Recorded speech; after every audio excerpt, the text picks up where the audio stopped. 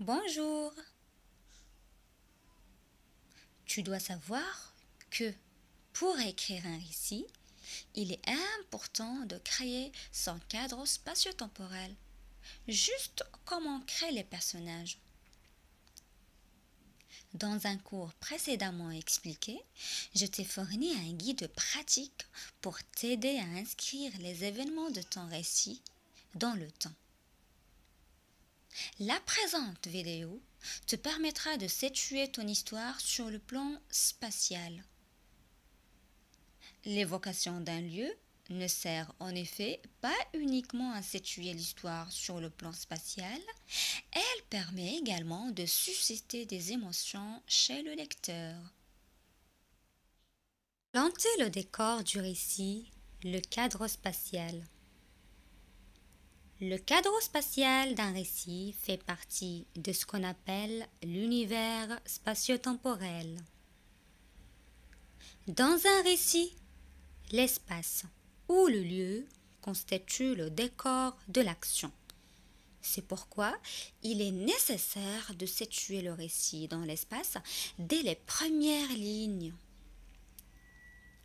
Le narrateur peut décrire le cadre spatial au fur et à mesure qu'il le découvre. En racontant l'histoire, le narrateur donne plus d'informations sur le lieu de l'action. Situer son récit dans l'espace est primordial et important pour créer une atmosphère adaptée à l'histoire. Cette atmosphère peut être soit inquiétante, soit rassurante. Le choix du lieu est très symbolique. Un lieu peut symboliser l'enfermement, la liberté ou l'épanouissement. Par exemple, la prison symbolise l'enfermement.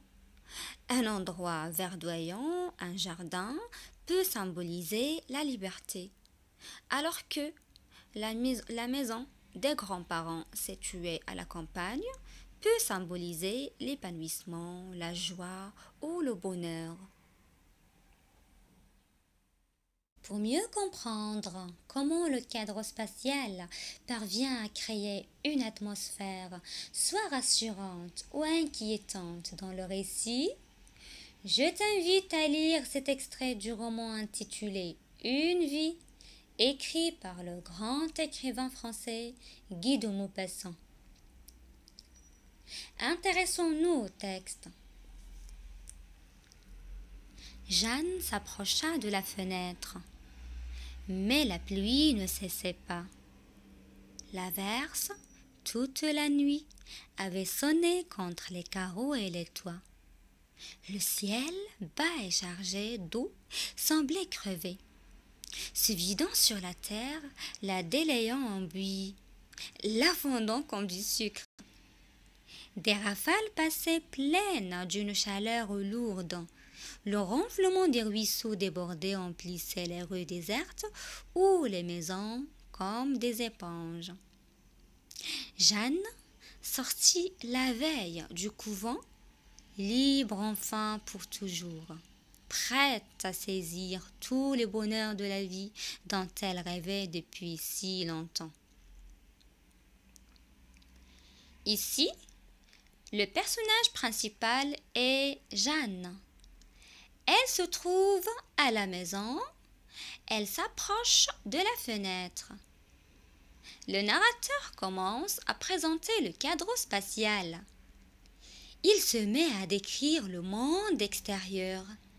Il décrit la pluie, l'averse, le ciel, les rafales et les ruisseaux débordés. Il s'agit d'un paysage singulier, c'est un paysage unique. C'est la nature qui se révolte. La description de la pluie sur la ville reflète les beaux sentiments qu'éprouve Jeanne. Elle se sent libre, heureuse, car elle est sortie la veille du couvent. Elle est enfin libre pour toujours. Ainsi, la description de l'extérieur et de la pluie constitue le miroir de l'âme de Jeanne.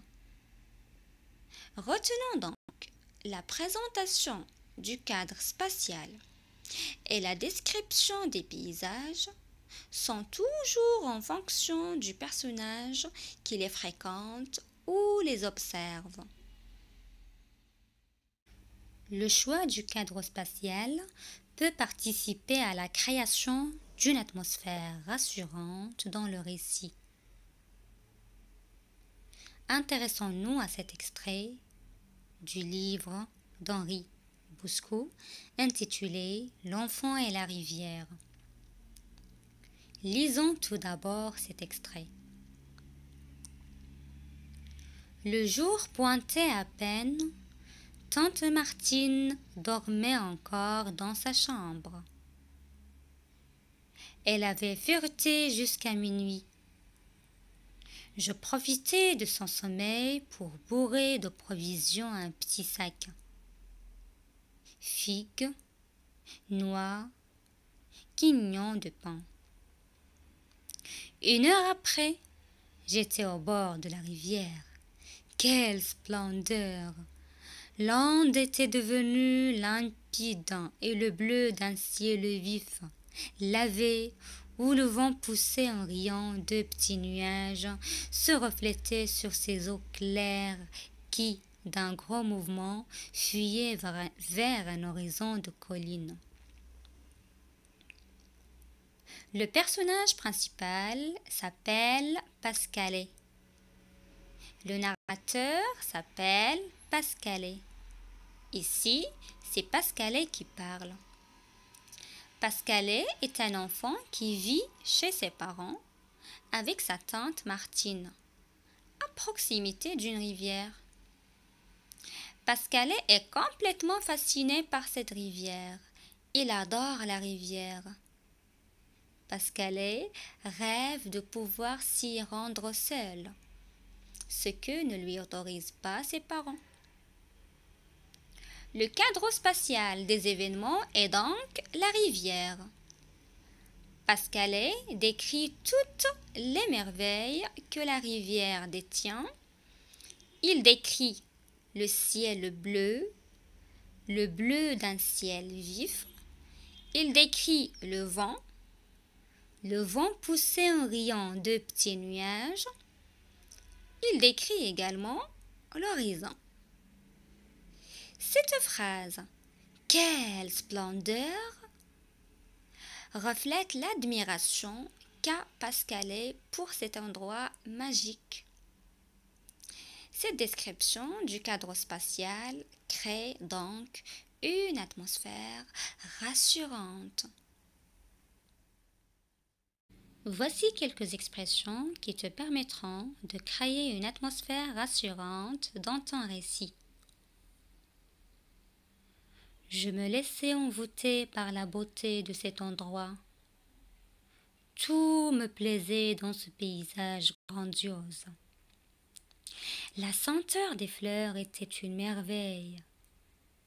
J'aperçus de ma fenêtre s'élever dans le bleu vif de l'air les créneaux enveloppés de lierre d'une forteresse. À mes pieds s'étendait la rivière, immense, éblouissante de lumière. Le village était semé en pente dans un désordre pittoresque. Un demi-cercle de collines fertiles. Les monts étaient neigeux, étincelant aux premiers rayons du soleil. Plus haut s'étendent d'immenses pâturages dont la nature prend soin elle-même. La pluie feuillette les sapins échevelés. Nous pénétrons dans une région vraiment sublime. Les plus belles veines des Alpes ne produisent pas une végétation plus robuste et plus imposante. Nulle part je n'ai vu d'aussi belles forêts de sapins gigantesques, élancés, fiers, touffus. Une rampe de rochers luisants s'élève jusqu'aux nuages, et la neige s'étale au fait comme un manteau. Cette espèce de paradis terrestre où la jeunesse intellectuelle peut s'épanouir avec toute sa sève printanière. Jamais je n'avais vu ma ville si belle et si féerique. Les grands sapins élèvent leurs masses noires et vagues dans l'air grisâtre. La création du cadre spatial peut créer une atmosphère rassurante, comme elle peut créer également une atmosphère inquiétante dans le récit. Voici quelques fragments choisis qui te permettront de mieux comprendre. Intéressons-nous au premier extrait. Après un éclair mou et un grondement qui secoua tous les échos comme des chaudrons, la pluie se mit à tomber avec violence. Cette énorme maison déserte et qui servait seulement de tambour à la pluie augmentait le sentiment de solitude. Dans cet extrait, le cadre spatial est une maison. C'est une maison énorme, déserte. Cette maison augmente chez le narrateur le sentiment de solitude. Donc, l'atmosphère créée ici, c'est une atmosphère inquiétante. Passons au deuxième extrait. Paris entier dormait d'un sommeil profond, effrayant. Au loin pourtant, un fiacre roulait, un seul fiacre, celui peut-être qui avait passé devant moi tout à l'heure. Je cherchais à le joindre, allant vers le bruit de ses roues, à travers les rues solitaires et noires, noires comme la mort. Ici, Guy de Maupassant nous présente la ville de Paris. Donc Paris, c'est le cadre spatial. Les rues de Paris sont solitaires, noires. L'adjectif noir est repris 3 fois. Il est répété 3 fois. Les rues sont noires comme la mort. Alors ici, l'atmosphère créée également, c'est une atmosphère inquiétante. C'est une atmosphère sinistre. Dans le troisième texte, le cadre spatial est une chambre. C'était une chambre morne, froide et obscure, où cependant rien ne manquait du luxe moderne. Cette chambre est morne, froide et obscure. Elle est décrite d'une manière dévalorisante. Dans le quatrième extrait, on parle du cimetière. Un silence profond régnait partout. Personne sur la route, pas de lumière aux fenêtres des maisons voisines. Dans cet extrait, l'atmosphère créée également est une atmosphère inquiétante. Tu as pu donc constater que la création du cadre spatial en le décrivant rend le récit plus captivant. Cette description porte forcément le bagage émotionnel du personnage. Voici quelques expressions qui te permettront de créer une atmosphère inquiétante dans ton récit. Cet endroit m'a paru, au milieu de la pluie, mélancolique, froid. J'ai vu une forêt sans issue, sans la moindre échappée pour le regard et la pensée.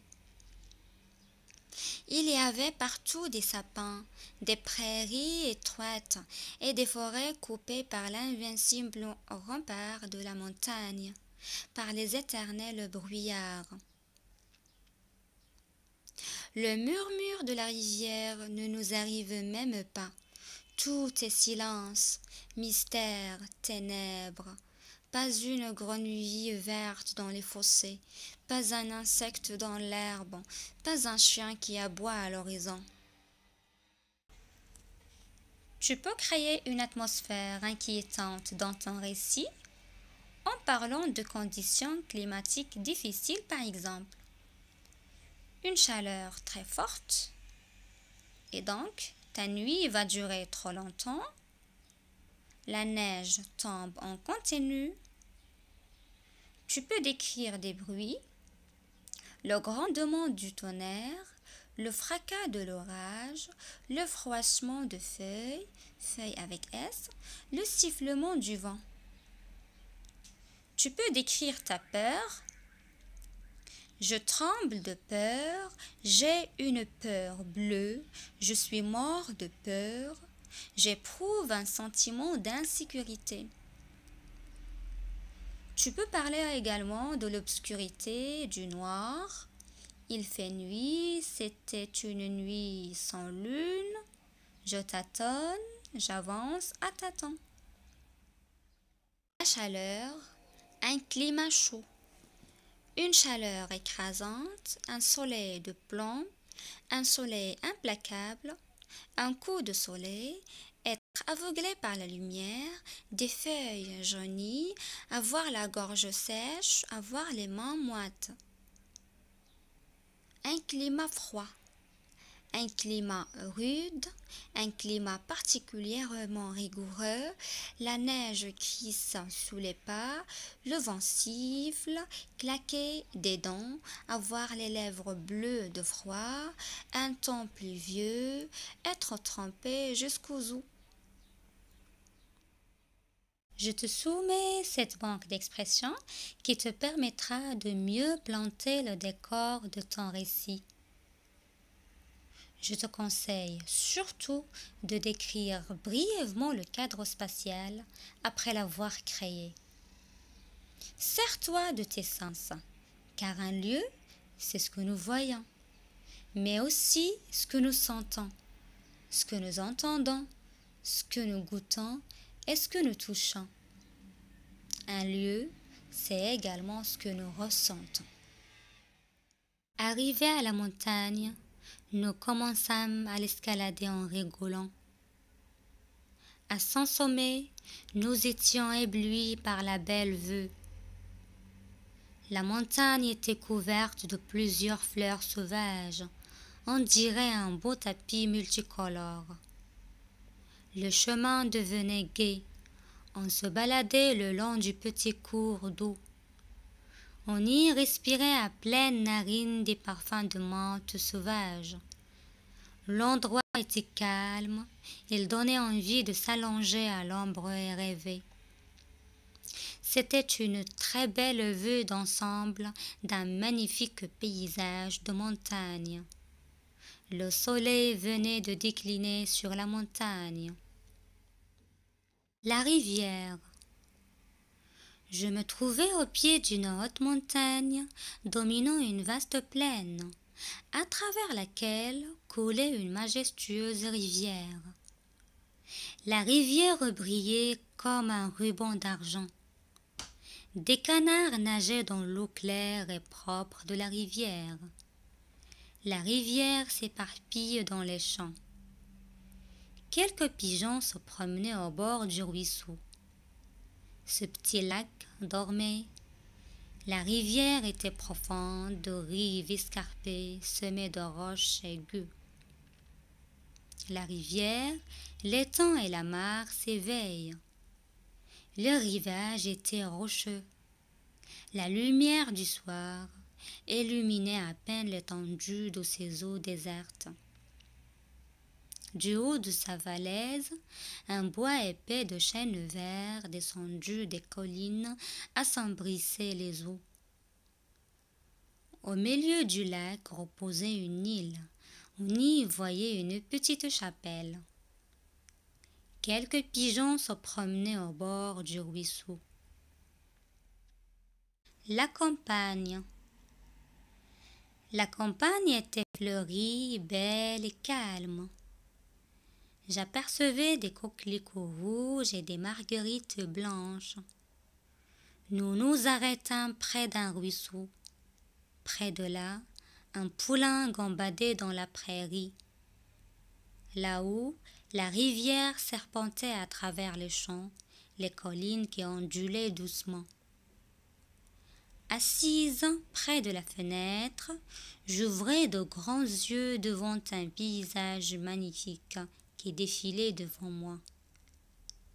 Le train traversait une riche campagne avec ses grandes fermes et ses vastes prés. Elles étaient là, ces maisons, blotties dans ce ravin couvert d'herbes et d'agents. Le village. C'était un village isolé, un village désert, un village animé. Ce village est connu par plusieurs activités comme l'agriculture, le commerce, l'artisanat.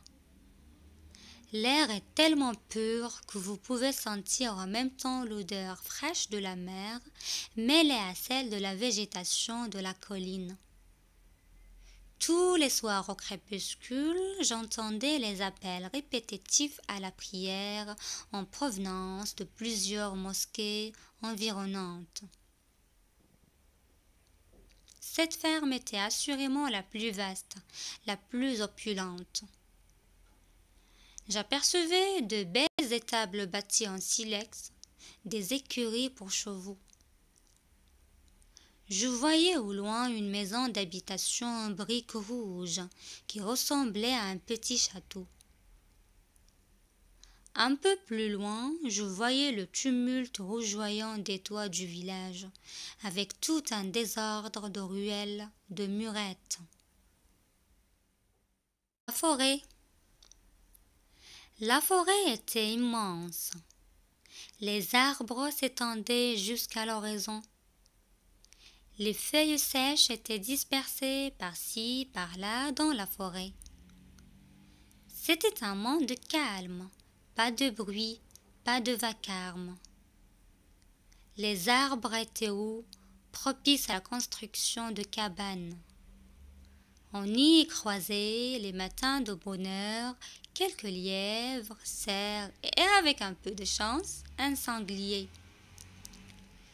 Je traversai ensuite un bois de chênes. J'entendais le chant des oiseaux et les cris des bêtes fauves. C'était par un jour gris, au moment où l'on vient d'arracher l'écorce de ces arbres pour en faire des bouchons.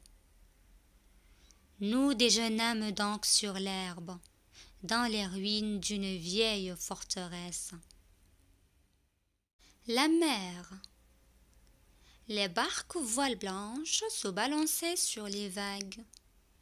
La brise fraîche et la vague courte, le bateau se mit à pêcher.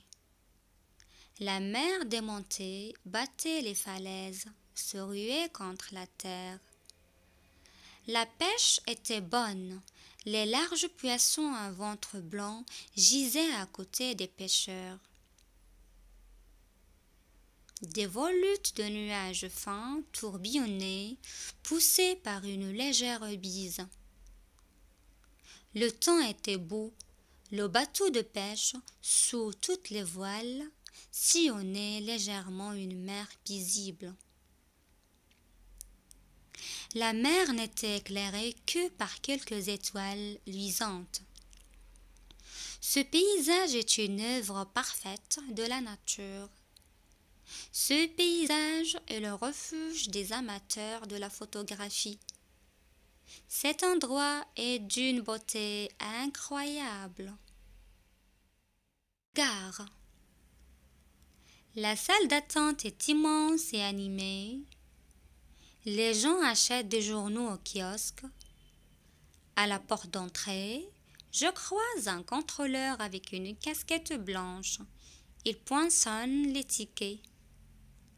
Les porteurs entassent les valises et les sacs dans des chariots. Malgré le brouhaha du voyageur, j'ai distingué la voix qui annonçait que mon train était au départ du quai. Chambre. Ma chambre est petite et accueillante. Elle est aérée par une fenêtre qui donne sur un joli jardin. Sous cette fenêtre, j'ai placé mon bureau. Il est toujours bien rangé. Mes jouets sont rangés dans une petite armoire bleue. Je me sens très à l'aise dans ma chambre. C'est mon petit univers. Dans ma chambre, il y a un lit, un bureau, une chaise et une armoire pour mes vêtements. Sur le bureau, il y a beaucoup de livres et de cahiers et une lampe. Il y a aussi un ordinateur. Sur les murs, il y a des photos de ma famille et de mes amis. Mon chat dort sur mon lit avec ma raquette de tennis et ma guitare. Ma chambre est mon petit jardin secret. La salle de classe. Ma salle de classe est vaste et bien éclairée. Dans ma classe, il y a 3 rangées de tables bien propres. Sur les murs, on a accroché de jolies gravures. Le bureau du professeur est couvert d'une jolie nappe sur laquelle on a posé un vase plein de fleurs multicolores. C'est une grande salle qui contient 16 bancs. Elle possède un placard en bois où on peut ranger les dictionnaires, les livres. Des plantes sont alignées à gauche de la salle le long des fenêtres. Beaucoup d'affiches sont accrochées sur les murs de la salle. Aussi d'autres indicateurs de lieu. Une cabane au fond du jardin, un château en ruine au milieu d'un parc, une rue longue et étroite, une pièce spacieuse, une forêt dense, dans une ruelle sombre, tout près du cimetière, au parking, dans une chambre d'hôtel. Merci beaucoup de l'intérêt que vous portez à mon cours et à bientôt.